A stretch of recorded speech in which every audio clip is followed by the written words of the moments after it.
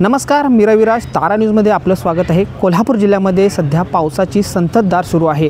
दिवसभर उघडीप घेतलेला पाऊस संध्याकाळी मात्र मोठ्या प्रमाणावर पडतोय.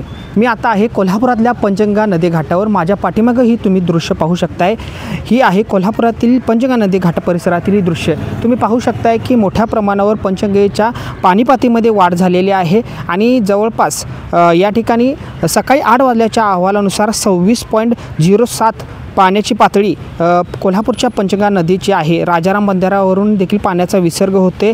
जिल्ह्यातील एकूण 19 बंधारे पाण्याखाली गेले. त्याचबरोबर पंचगंगा नदीवरील देखील 7 ते 8 बंधारे पाण्याखाली गेलेले आहेत.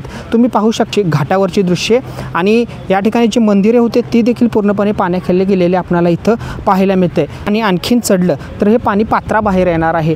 मी इकडं राधानगरी धरणातून पाण्याचा जवळपास 3100 क्युसेक विसर्ग सोडण्यात येतो भोगावती नदीपात्रामध्ये. त्यामुळे पंचगंगा नदीची पाणी पातळी देखील आपल्याला इथं दिवसेंदिवस वाढत असल्याचं पाहायला मिळते. नदी जरी शांत दिसली असली तरी ते पाण्याचं रौद्ररूप तुम्ही त्या ठिकाणी पाहू शकताय. पाण्याचा प्रवाह कशा प्रकारे मोठ्या प्रमाणात इथं होत असल्याचं आपल्याला इथं पाहायला मिळते.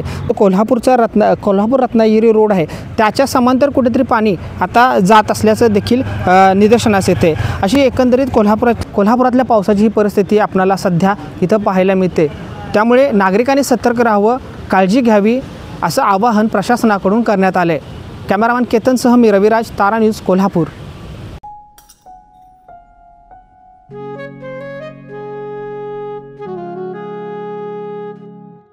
बाबा, आज येताना बासुंदी घेऊन या ना. अगं, कालच आपण आईचा वाढदिवस होता म्हणून आणली होती ना. ऐकलं, गोकुळची बासुंदी पुन्हा खावीशी वाटतेय.